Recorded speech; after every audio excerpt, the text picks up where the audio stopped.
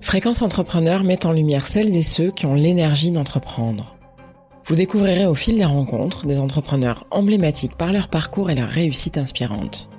Suivez Serge Magdelaine, directeur général de LCL, qui part à la rencontre de celles et ceux qui ont transformé leurs rêves en projets et leurs projets en réalité. C'est un podcast imaginé par LCL.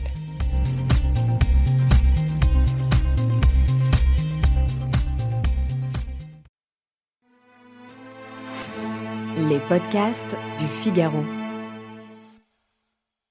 Aujourd'hui, en France, dans les personnes de plus de 18 ans, nous évaluons à 5,5 millions celles qui ont fait l'objet, pendant leur minorité, d'agressions de toute nature. Ça a été extrêmement difficile. J'en ai moi-même ressenti les conséquences. Je dois dire qu'en 2020, je me suis posé la question de savoir si je ne devrais pas m'arrêter et si je pourrais continuer jusqu'au bout. Donc, ça a été très difficile. À la fin des fins, on me dirait, allez, vous devez retenir une priorité, une seule priorité politique qui vous paraît, à vos yeux, absolument indestructible. Je dirais, non, il n'y en a pas une, il y en a 10, 20, bon. Mais à la fin, on me dirait une, je dirais l'abolition de la peine de mort. Il y a une urgence à changer. On a besoin d'aller à l'autre bout du monde pour nous engager. Et donc de sortir à nouveau de sa zone de confort. Il me semblait qu'il y avait quelque chose d'injuste. C'est un métier qui demande du temps. De l'empathie, c'est dur. C'est dur, mais c'est tellement gratifiant de faire des... À la fois c'est génial et à la fois ça nous terrifie. S'engager, c'est prendre ses responsabilités. Et puis il y avait l'idée aussi de montrer un exemple. Et lâche rien, fonce et avance, quoi. Bonjour, vous écoutez le podcast Les Engagés. Je suis Aude Barietti de la Garde, journaliste au Figaro. Toutes les semaines, nous recevons un homme ou une femme qui porte haut et fort ou parfois plus discrètement sa détermination à faire évoluer la société. Aujourd'hui, je reçois Jean-Marc Sauvé, vice-président honoraire du Conseil d'État. Il a notamment été préfet de l'Aisne, secrétaire général du gouvernement, vice-président du Conseil d'État et est aujourd'hui président de la Fondation Apprentis d'Auteuil. Bonjour monsieur. Bonjour. Vous êtes né dans une famille d'agriculteurs de la Somme. Que gardez-vous de ces origines ? J'en garde un souvenir extrêmement profond, j'y suis très, très attaché. Je suis très attaché à la vie rurale, au village que j'ai connu dans les années 50, mes 10 premières années. Et puis, je suis très attaché aussi aux travaux des champs auxquels j'ai participé, puisque j'ai aussi aimé, c'est un style de vie dans lequel toutes les personnes étaient extrêmement proches les unes des autres et très solidaires. Et moi, j'ai vécu avec des parents qui vraiment ont pratiqué la solidarité, la fraternité, mais de manière complètement continue. Ma mère avait fait des études d'infirmière pendant la Seconde Guerre mondiale à une époque où on redoutait que les jeunes femmes non mariées partent à leur tour en Allemagne au service du travail obligatoire. Et donc, elle a pratiqué ses compétences, son métier localement, à titre bénévole. Et pour moi, je dirais, la vie de mes parents, c'est vraiment l'illustration de cette phrase de saint François de Sales, « Le bruit ne fait pas de bien et le bien ne fait pas de bruit ». Et d'ailleurs, ça a été rappelé sans qu'on l'ait du tout suggéré ou demandé lors des obsèques de maman, et c'était tellement juste, c'était tellement cela. Notre père était extraordinairement ouvert, créatif, inventif, mais en plus, pas spéculatif, mais extrêmement manuel. Je pense qu'on expliquerait aujourd'hui à un groupe de jeunes attachés, je dirais, à l'écologie, à la récupération, les gens seraient absolument éblouis de savoir ce qu'un homme dans les années 50, 60 était capable de faire avec son esprit pratique et ses mains. Il était en avance sur son temps. Tout à fait. Très vite, vous avez été attiré dans votre scolarité vers le service public. Qu'est-ce qui vous a attiré, justement ? Ma destinée, elle est au croisement à la fois d'une impossibilité et d'un choix. L'impossibilité, c'est que nous ne pourrions pas tous vivre sur la ferme familiale. Et donc, un seul des enfants pourrait succéder à notre père. Et donc, il fallait que les 4 autres trouvent leur chemin ailleurs. Et ça, je l'ai compris, on l'a compris tous, très tôt, parce que ça a été un des principes de l'éducation. On ne va pas reproduire indéfiniment le modèle ancestral. À partir de là, toutes les orientations étaient possibles. Les choix étaient absolument libres. Moi, j'ai été très tôt attiré par la vie publique. C'était tout de même l'époque de la guerre d'Algérie, la décolonisation, le début de la construction européenne. J'ai voulu très tôt connaître et comprendre le monde dans lequel je vivais. Ce n'est pas une reconstitution que je fais comme ça à plus de 70 ans, non. C'est très clairement pour participer à sa construction et sa transformation. Il faut dire que, dans l'éducation que j'ai reçue, il y a aussi un principe qui est extrêmement fort. J'ai parlé de la solidarité et de la fraternité, mais il y a aussi la justice, un monde plus juste. Vous avez eu le concours de l'ENA, non pas une fois, mais 2. Est-ce que vous pouvez nous expliquer les raisons de cette particularité ? Mon parcours a été effectivement un peu chaotique, donc conformément au projet professionnel que très tôt j'ai conçu. J'avais à peu près 14 ans lorsque mon père a rapporté à la maison un livre qui s'appelait « Les débouchés du bac » et le premier chapitre était consacré aux carrières administratives. Et plutôt que de commencer par des postes de responsabilité intermédiaire pour arriver à l'École nationale d'administration, non.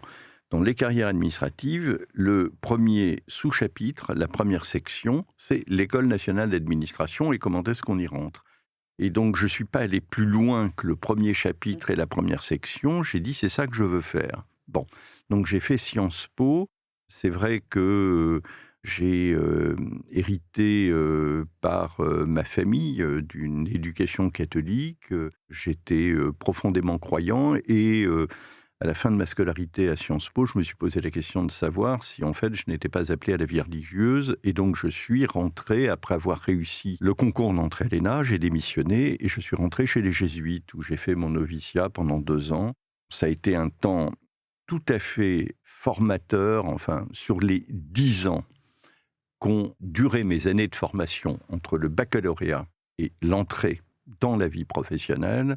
Il y a plein de choses, scolarité à Sciences Po, scolarité à l'ENA, mais il y a mes 2 ans de noviciat. Et je peux dire maintenant, avec le recul du temps, que ça a été les 2 années les plus fondatrices de ma formation. Mais je n'y suis pas resté. Et donc, je me suis retrouvé à la porte du noviciat avec ma valise. Et qu'est-ce que je fais ? Finalement, je reviens au sillon qui était le mien.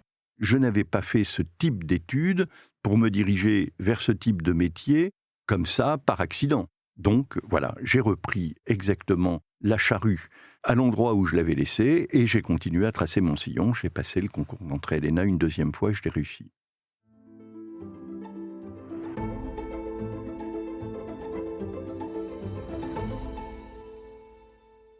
Ensuite, vous vous êtes lancé dans une longue et riche carrière au service de l'État.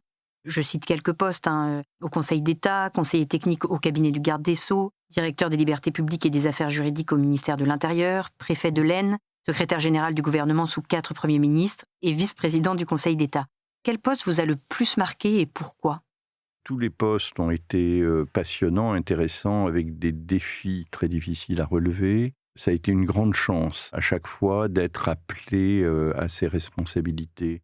Si je devais répondre à votre question, et je dois répondre à votre question, je ferai un choix un peu paradoxal. On va dire que la présidence du Conseil d'État et le secrétariat général du gouvernement, il n'y a pas rôle plus valorisant et plus important que cela. Et pourtant, je parlerai de la direction des libertés publiques. À cause, je dirais, des missions de cette direction, qui était à la fois le conseiller juridique du ministre de l'Intérieur, mais une direction en charge de politique publique aussi sensible, aussi importante que la politique d'immigration. Autre politique publique extrêmement importante à laquelle j'ai été associé, la sécurité routière. Donc j'évoque toutes ces politiques, ces défis considérables auxquels on était confrontés, avec des ministres de l'Intérieur qui ont été de tendances assez différentes. Moi, j'ai commencé avec Pierre Joxe et j'ai terminé avec Charles Pasqua. Et j'ai travaillé avec tous les ministres d'une manière parfaitement transparente, claire, coopérative, enfin extrêmement républicaine. Dans votre parcours, il y a eu aussi évidemment l'abolition de la peine de mort. Oui, ça c'est pour moi, je dirais, un accomplissement profond. Je me souviens de conversations que j'avais avec mon grand-père, Albert Sauvé, sur la peine de mort. Et je l'interrogeais sur un peu pourquoi la peine de mort, est-ce que c'est bien ou est-ce que c'est raisonnable de supprimer la vie d'un criminel. Mes convictions abolitionnistes datent de cet âge. C'est pas parce que le hasard des affectations a fait que j'ai croisé Robert Badinter et que je suis rentré dans son cabinet en 1981. Oui, bien sûr, j'ai eu cette chance. Mais tout ça s'enracinait dans une conviction extrêmement profonde. Et je dois dire, à la fin des fins, on me dirait, allez, vous devez retenir une priorité, une seule priorité politique qui vous paraît, à vos yeux, absolument indestructible. Je dirais, mais non, il n'y en a pas une, il y en a 10, 20, bon. Mais à la fin, on me dirait une, je dirais l'abolition de la peine de mort. Vous n'avez jamais basculé d'ailleurs du côté politique. C'est un regret aujourd'hui ou vous vous en réjouissez? Ça a été un choix, et alors vraiment, a posteriori, et sans me prendre pour Édith Piaf, non, je ne regrette rien, mais vraiment rien. Rien pour 2 raisons. La première raison, c'est que la vie politique est d'une ingratitude extrême. Combien d'hommes ou de femmes n'ont exercé des responsabilités correspondant à leur niveau que pendant une période finalement 6 mois, très courte, 1 an, très 5 courte, ans. très limitée. Moi-même, j'ai préféré travailler continuellement à un niveau de responsabilité qui n'était pas subalterne, mais qui était subordonné à l'autorité politique. On est dans une démocratie. C'est pas la politique de Jean-Marc Sauvé qu'on fait, c'est la politique du gouvernement. Mais j'ai eu la grande chance, parce que j'ai en plus vécu des alternances, d'être au service de gouvernements républicains. Je ne peux pas dire que j'ai adhéré personnellement à toutes les mesures de tous les gouvernements que j'ai servis. Il y a un moment où on a quand même une certaine distance, vous comprenez. Moi, je ne peux pas faire les 35 heures et défaire les 35 heures exactement avec le même niveau d'adhésion et de conviction. Mais je n'ai pas eu de problème de conscience majeur, mais c'est aussi l'occasion de dire que si un gouvernement, dont par exemple j'avais été le secrétaire général, avait rétabli la peine de mort, ce qui est son droit, je dirais, le plus strict, à ce moment-là, moi je ne peux pas rester. Je ne peux pas être le secrétaire général d'un gouvernement qui prendrait des mesures contraires à mes convictions les plus fondamentales. Justement, pendant toutes ces années, comment avez-vous concilié votre engagement au service de l'État et votre foi catholique? C'est pas si difficile que ça, en réalité. Parce que qu'est-ce qu'on demande à un chrétien? C'est d'abord de faire son devoir d'État, de faire son boulot, d'être légitime là où on est. Et à cette occasion-là, de veiller à la cohérence entre ce que l'on croit, mais ce que l'on croit, je dirais, dans l'ordre de la foi, mais aussi dans l'ordre de l'État. L'idée, par exemple, qu'on est au service de l'intérêt général. Certes, on fait une carrière, mais il y a un moment où on a des choix à faire et j'ai toujours tenu à marquer très clairement que mes ambitions personnelles passaient après le service de l'État. Il y a plein de choses, de choix concrets, journaliers, qui, entre l'appartenance au service public et les convictions chrétiennes, correspondent en réalité pleinement. Je prends un autre exemple.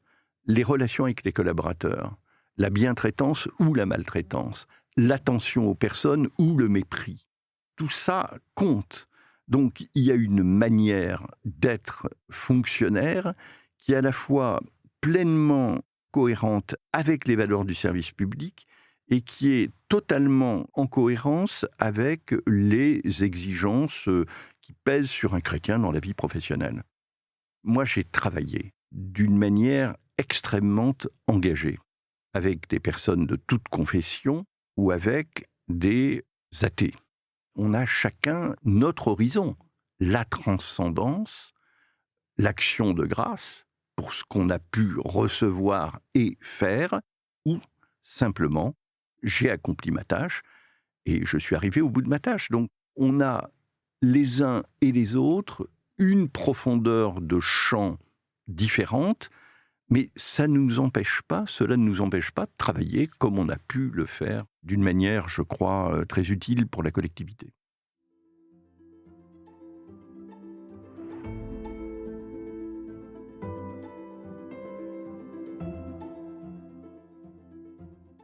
En 2018 est venue l'heure de votre retraite, mais votre tâche, comme vous disiez à l'instant, ne s'est pas arrêtée là, puisque vous avez pris plusieurs présidences, dont une dont je voudrais vous parler un peu plus longuement, c'est celle de la Fondation Apprentis d'Auteuil. Est-ce que vous pouvez rappeler à nos auditeurs ce qu'est cette fondation ?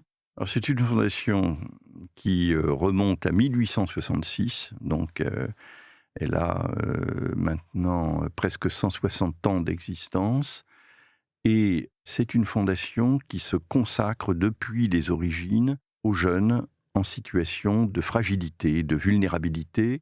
Ça a démarré en 1866 avec un prêtre, l'abbé Roussel, qui s'est occupé des enfants des rues.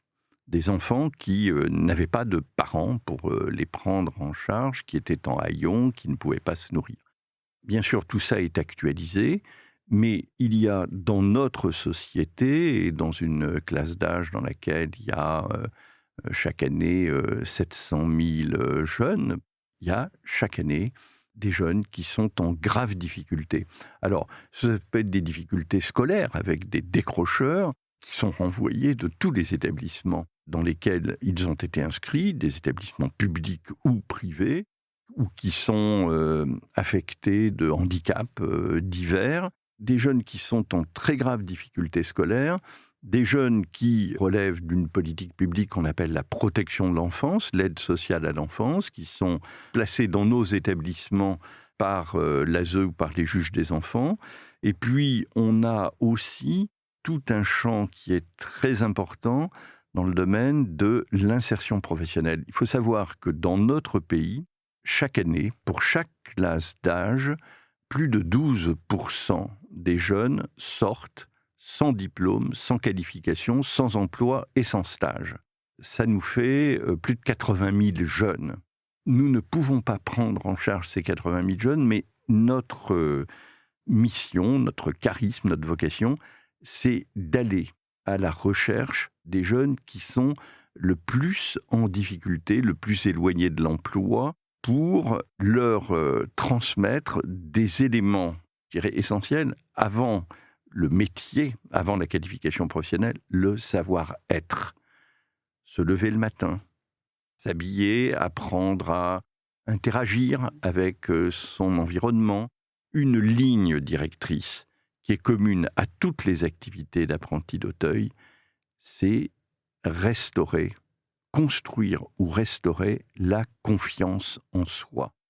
Tous ces jeunes, on va dire, mais c'est des garnements, c'est des vauriens, ils ne valent rien, regardez, en plus, certains ont un casier.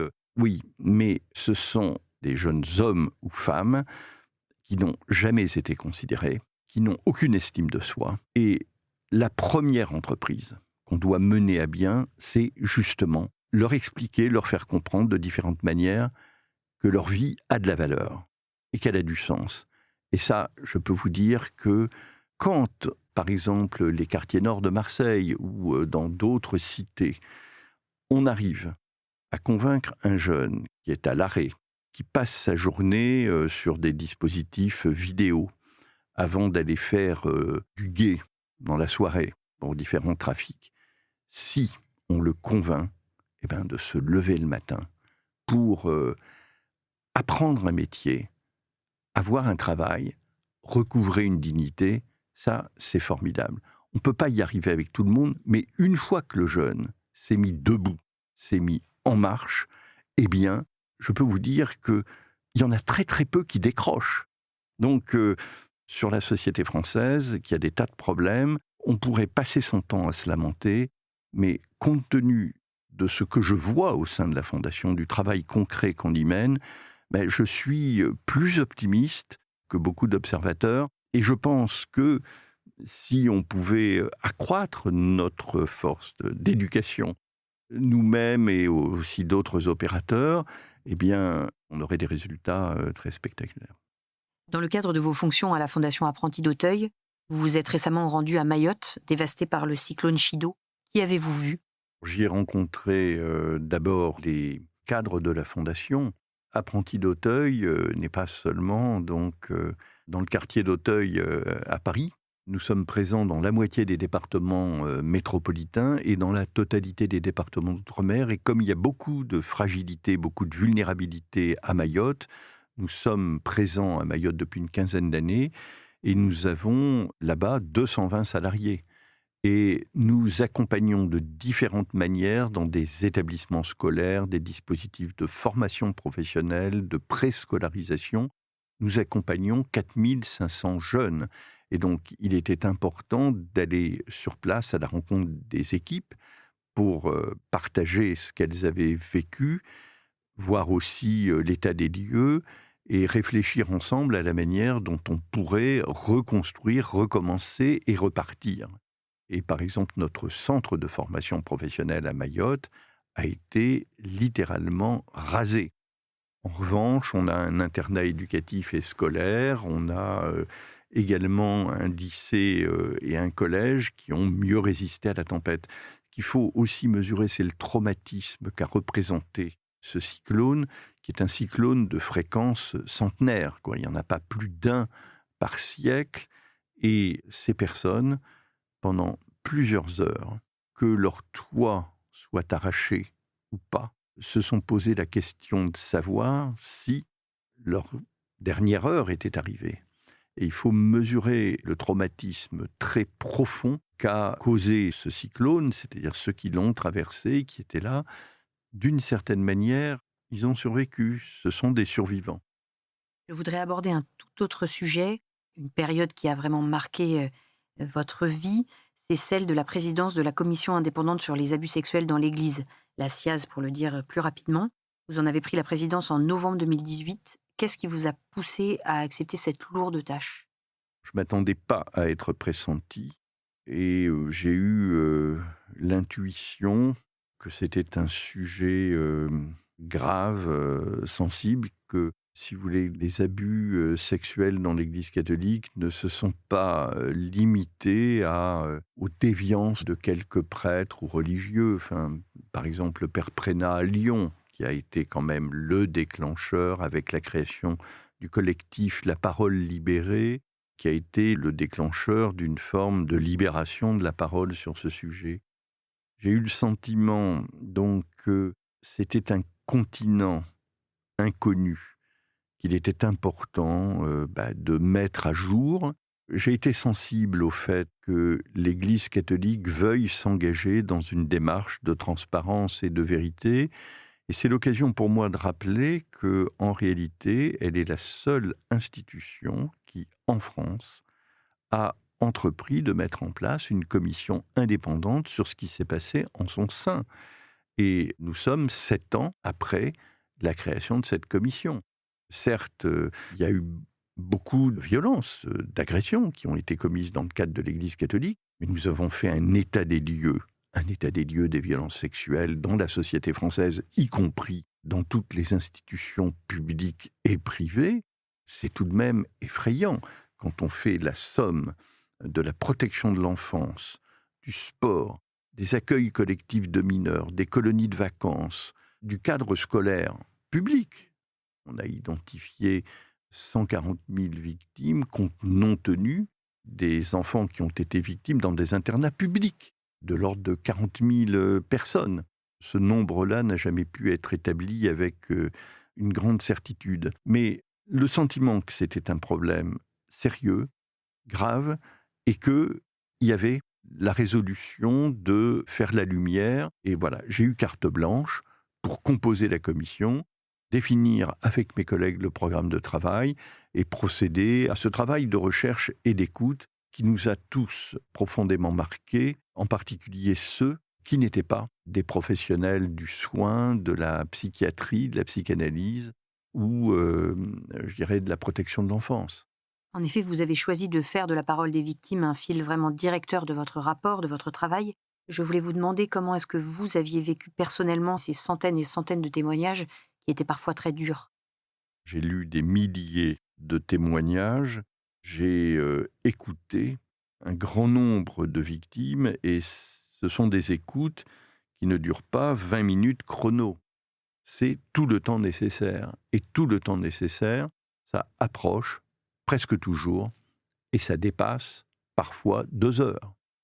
2 heures dans lesquelles il faut mettre, je dirais, son espace psychique à la disposition de la victime pour entendre ce qu'elle a vécu, bien qu'on ait bénéficié, je dirais, d'un accompagnement, parce qu'on ne pouvait pas traverser cette épreuve sans accompagnement, ça a été extrêmement difficile.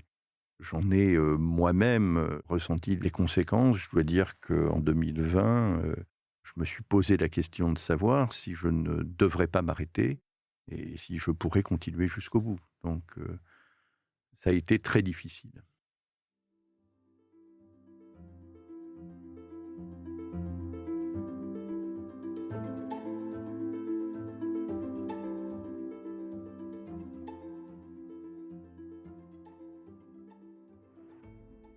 Vous êtes allé au bout. Est-ce que vous pouvez nous redire quel bilan a tiré la SIAZ ? Il y a un bilan quantitatif. C'est que aujourd'hui, en France, dans les personnes de plus de 18 ans, nous évaluons à 5,5 millions celles qui ont fait l'objet, pendant leur minorité, d'agressions de toute nature. Donc c'est un continent qui est absolument effrayant et je pense que la lumière n'a pas encore été faite. Après, il y a tout un diagnostic et une compréhension de ce qui s'est passé dans le milieu de l'Église catholique. Au sein de l'Église catholique, on a identifié, nous, 2750 personnes victimes, mais lorsqu'on a remis le rapport a été tellement médiatisé que nous avons tout de suite identifié dans les jours suivants 250 victimes supplémentaires qui n'avaient pas répondu à notre appel à témoignage. Vous voyez, aux approches de 3000 personnes différentes, mais par les différentes enquêtes que nous avons menées, et notamment une étude sur la population générale avec un échantillon de 28 000 personnes, nous estimons à un peu plus de 200 000 le nombre de personnes qui, pendant leur minorité, ont été agressées par un prêtre ou un religieux. Et quand on rajoute aussi les violences commises par des laïcs, notamment des enseignants, des maîtres d'internat, des surveillants d'externat, on arrive à 360 000 dans l'Église catholique. Eh bien, l'Église catholique a été tout de même assez précocement consciente de problèmes. Elle a voulu soigner un certain nombre de prêtres déviants. Elle a surtout voulu, en ce qui concerne les enfants, éviter le scandale. Dans des cas extrêmes, elle a consenti à les indemniser, mais en imposant aux victimes le silence. Finalement, on est sorti du déni et d'une forme de dissimulation à partir du début des années 2000. Et dans une chronologie qui est assez proche entre l'Église catholique et l'éducation nationale. L'éducation nationale, c'est à partir de 1997-1998 qu'elle se saisit de ce problème. L'Église catholique, c'est à partir de 2000. Le problème, c'est qu'entre le moment où on passe du déni et de la dissimulation à la saisie du parquet pour des faits graves portés à la connaissance de l'institution, entre le moment où on passe du changement de doctrine au changement réel de comportement, il s'écoule encore des années. Dans le cadre de votre rapport, vous avez formulé 45 recommandations. Lesquelles étaient à vos yeux les plus importantes et est-ce qu'elles ont été suivies ? Il y a toutes nos recommandations sur la reconnaissance et la réparation. Le travail a été effectué dans des délais extrêmement courts, puisque les 2 conférences des évêques, d'une part, des religieux, d'autre part, ont pris 1 mois après la remise du rapport des décisions importantes. D'abord, la reconnaissance de la responsabilité institutionnelle de l'Église catholique, qui n'a pas su voir, entendre et prendre des mesures pertinentes. Et l'Église catholique a décidé de mettre en place des commissions indépendantes chargées de reconnaître et de réparer, autant qu'il est possible, le mal qui a été fait à ces enfants devenus adultes, mais dont on a mesuré que beaucoup d'entre eux, la moitié d'entre eux, supportent des décennies après les faits des conséquences graves. Donc toutes ces recommandations ont été mises en œuvre. Après, il y a d'autres recommandations qui se rattachent à la stratégie de prévention. C'est-à-dire comment faire en sorte que ce qui s'est passé ne puisse plus se reproduire. C'est un travail de longue haleine qui a été engagé, qui a inégalement avancé, et il va y avoir une session de travail à Lourdes au début du printemps à laquelle je participerai. On discutera de toutes ces questions. On voit bien que ce sujet des violences sexuelles sur les enfants dans l'Église et puis dans d'autres institutions est toujours aussi actuel. Je pense notamment à l'affaire Betaram. La parole, elle ne se libère pas comme par enchantement pour tout le monde à un instant donné. C'est un processus continu qui se déploie et à certains moments, des anciens jeunes prennent la parole et rassemblent, créent des collectifs. Le cas de Betaram, nous avons entendu parler de cet établissement, nous avons recueilli 3 témoignages. Un des années 50, un des années 60 et un peu plus tardif pour lequel on a fait un signalement au parquet. 30% des enfants qui ont été victimes d'agressions sexuelles dans l'Église catholique ont été agressés dans le cadre d'établissements scolaires et notamment d'internats. 30%, c'est beaucoup. 30% de 360 000 si on prend les agressions commises par des laïcs. Ça fait donc pas loin de 120 000. Certaines des victimes ne parleront jamais, on le sait, mais d'autres ont déjà pris la parole, mais elles se libèrent progressivement. Et bon, moi, je suis en lien donc avec le collectif des victimes de Betaram, compte tenu de l'expérience que j'ai pu acquérir de ces questions. Et à titre personnel, moi, je ne peux pas rester indifférent à ces situations qui émergent et que, aussi bien du côté des victimes que du côté de l'Église catholique ou des pouvoirs publics, on se tourne vers moi. On me pose des questions et est-ce que je peux être utile à quelque chose ? Je préfère dialoguer avec les uns et les autres, les victimes, les instances de l'Église catholique qui s'occupent de ces questions, de l'enseignement scolaire, et puis les pouvoirs publics qui, naturellement, ne peuvent pas rester immobiles face à ces révélations et qui doivent prendre des décisions. Il est l'heure pour moi de vous poser notre dernière question, notre question rituelle. Si vous étiez à ma place, qui inviteriez-vous aujourd'hui ? Qui serait votre engagé ? Je pense que j'inviterai Violette d'Orange, qui est marraine d'Apprentis d'Auteuil. Elle a 23 ans. Il y a 4 ans, alors que sa vocation de navigatrice était déjà clairement affirmée, elle a voulu, en plus de la réalisation de sa vocation, promouvoir une cause d'intérêt général. Et dans son département, en Charente-Maritime, elle a pu rencontrer les apprentis d'Auteuil. Elle a voulu en savoir plus. On a fait connaissance et on a dit, oui, très bien, votre projet, votre vision est tout à fait cohérente avec la nôtre. Donc, merci d'être notre marraine. Au Sables d'Olonne, lorsque Violette d'Orange est arrivée un dimanche de janvier, il y avait plus d'une centaine de jeunes d'apprentis d'Auteuil et le directeur général qui était là pour l'accueillir. Merci beaucoup, monsieur. Merci. Merci d'avoir écouté ce podcast. Je suis Aude Barietti de la Garde, journaliste au Figaro. Vous pouvez retrouver Les Engagés du Figaro sur Figaro Radio, le site du Figaro et toutes les plateformes d'écoute. À très bientôt.